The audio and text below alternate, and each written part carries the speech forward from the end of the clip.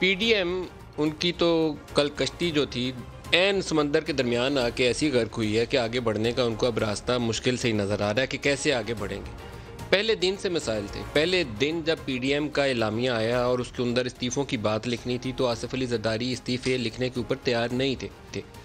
मौलाना फजल रहमान और पीएमएलएन इन्होंने कुछ ऐसा उनको जफा डाला कि एक आखिरी लाइन नीचे डाल देते हैं कि एट एन अप्रोप्रिएट टाइम हम रिज़ाइन कर देंगे। वो अप्रोप्रिएट टाइम कभी आया ही नहीं। कभी 31 दिसंबर हुआ, कभी 31 जनवरी हुआ, अब 26 मार्च की लॉन्ग मार्च की डेट वो भी आके बिल्कुल जनाब ऐसे कहानी टूटी कि अब इनको डिफेंड करना भी अपना आप और अपनी सियासत को मुश्किल पेश आ रही है।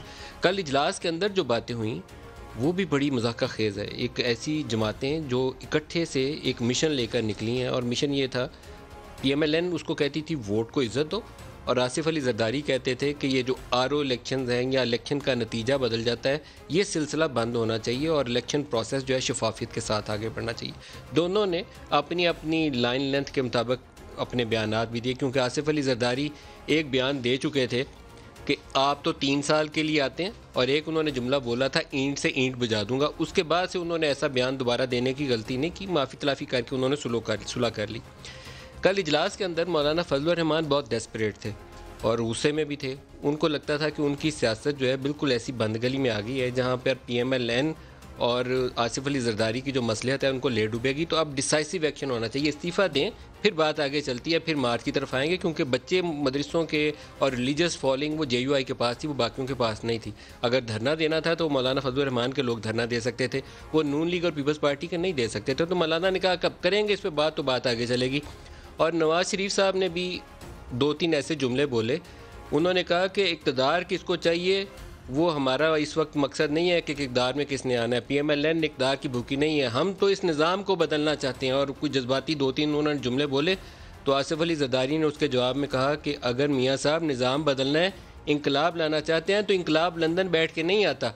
आप पाकिस्तान आएँ, आप भी जेल में जाएँ, हम भी जेल में जाते हैं, फिर देखते हैं सारों जिस तरह बीबी को वेलकम किया था हम लोग मोबिलाइज़ करेंगे तो वो तब्दीली आएगी, क्यों नहीं आएगी। लेकिन वहाँ बैठ के अगर बयान देंगे तो वहाँ बैठ के बयान देने से पाकिस्तान में इंकलाब नहीं आने वाला।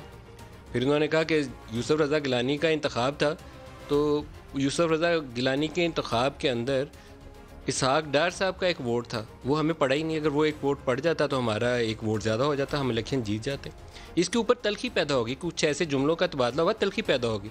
इसहाक डार साहब ने मीटिंग के अंदर इजलास के बाकी शुरा को कहा कि मेरा तो जो सेनेट की मेंबरशिप थी वो साकिब निसार सस्पेंड कर गए हुए, तो मैं तो पाकिस्तान होता भी तो जब तक उस केस का फैसला ना हो जाता तो वो मैं तो वोट नहीं था डाल सकता। और हम तो 49-48 से इलेक्शन जीते हुए हैं, 49-48 7 वोट अभी ऐसे हैं जो रिजेक्ट हुए हैं। स्टैंप वाली उसकी भी मैं कहानी बताता हूँ रिजेक्ट कैसे हुए हैं और कौन लोग हैं।